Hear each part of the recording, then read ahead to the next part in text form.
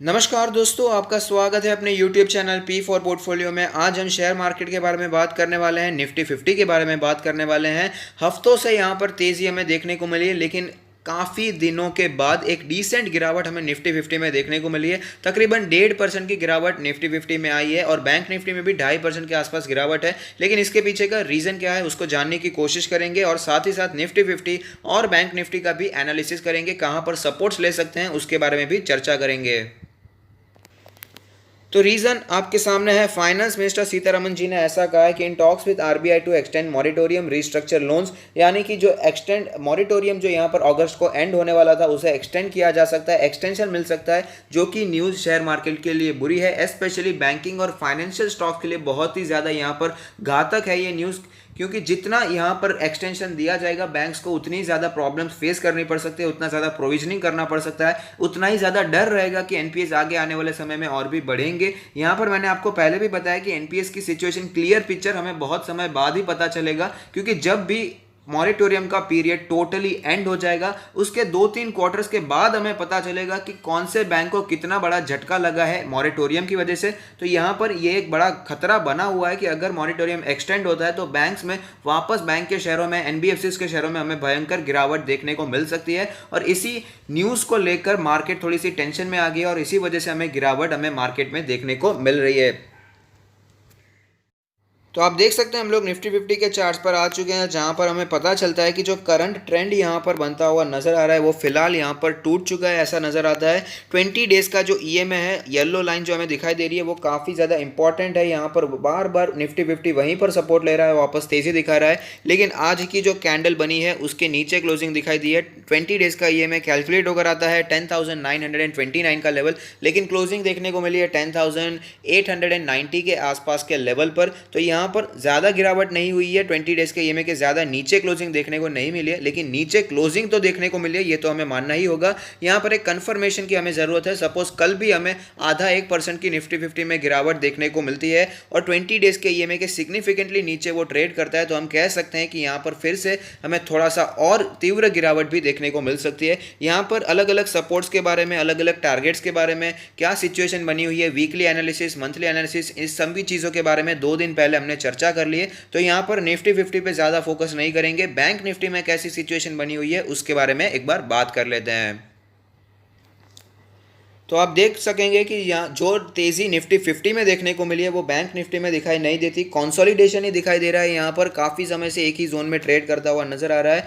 21,000 से 23,000 का एक जोन हो चुका है, वहाँ पर ही हमें बैंक निफ्टी ट्रेड करता हुआ नजर आ रहा है। यहाँ पर इंपॉर्टेंट सपोर्ट पे वो ट्रेड कर रहा है जो कि 21,000 का।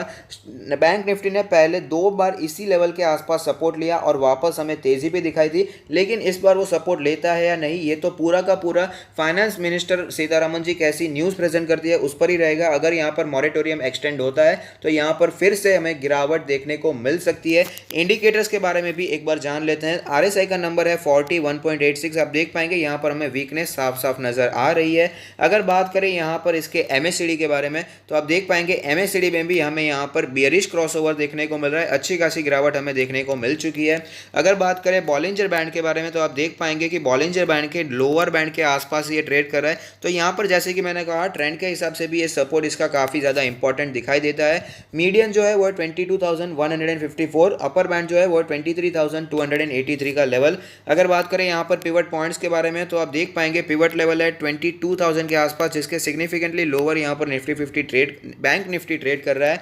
सपोर्ट के बारे में बात करें तो यहाँ पर 20,708 का सपोर्ट दिखाई देता है। तो अगर 21,000 का सपोर्ट टूटता भी है तो यहाँ पर नज़दीक में ही हमें एक सपोर्ट एक्सपेक्ट कर सकते हैं। उससे भी नीचे जाए तो दूसरा सपोर्ट है 19,776 के आसपास का, जो कि सिग्निफिकेंटली लोअर है करंट मार्केट प्राइस से। वीकली एनालिसिस भी कर लेते हैं, जहां पर एक कैंडल 1 वीक को रिप्रेजेंट करेगा, वहां पर कैसी सिचुएशन बनी है उसको भी जान लेते हैं। तो यहां पर आप देख पाएंगे वीकली एनालिसिस पर 20 वीक्स के मूविंग एवरेज के ऊपर बैंक निफ्टी जाने की कोशिश कर रहा था, लेकिन वहां पर सक्सेसफुल नहीं हो पाया, स्टेबल नहीं हो पाया, सस्टेन नहीं हो पाया और वापस हमें यहाँ पर गिरावट देखने को मिल रही है।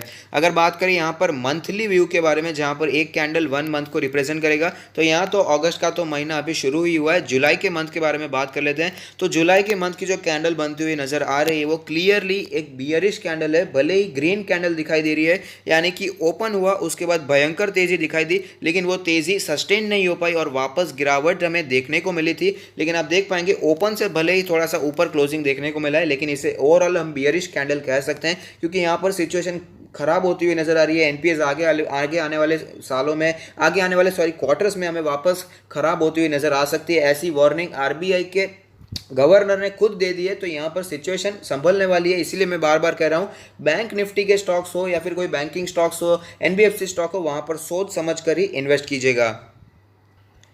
तो आगे के समय में जो मूवमेंट हमें देखने को मिल सकती है वो कम्प्लीटली डिपेंड करेगी कि यहाँ पर मॉरेटोरियम एक्सटेंड होता है या नहीं, और होता भी है तो कितने महीनों के लिए होता है, क्या स्पेशली सिर्फ कुछ सेक्टर्स के लिए होने वाला है, क्या होने वाला है, ये तो आगे आने वाला समय ही बताएगा। और उसके ऊपर ही हमें यहाँ पर बैंक निफ्टी और साथ ही साथ निफ्टी 50 का भी मूवमेंट पता चलेगा, क्योंकि अगर मॉरेटोरियम एक्सटेंड होता है तो ऑफकोर्स बैंक निफ्टी में गिरावट देखने को मिलेगी, और निफ्टी 50 में बहुत बड़ा हिस्सा है फाइनेंशियल स्टॉक्स का, तो वहाँ पर भी हमें भयंकर गिरावट देखने को मिल सकती है। तो यहाँ पर दोनों साइड के लिए हमें रेडी रहना है। नीचे जाता है तो कैश हैवी भी हमें होना चाहिए। मैं आपको कई समय से बता रहा हूँ, कैश इन हैंड होना बहुत ही ज़रूरी है। तो अगर आपको ये एनालिसिस पसंद आता है तो लाइक कीजिए, शेयर कीजिए, कमेंट कीजिए, सब्सक्राइब कीजिए और मुझे मोटिवेट कीजिए। Thank you, stay happy, happy investing.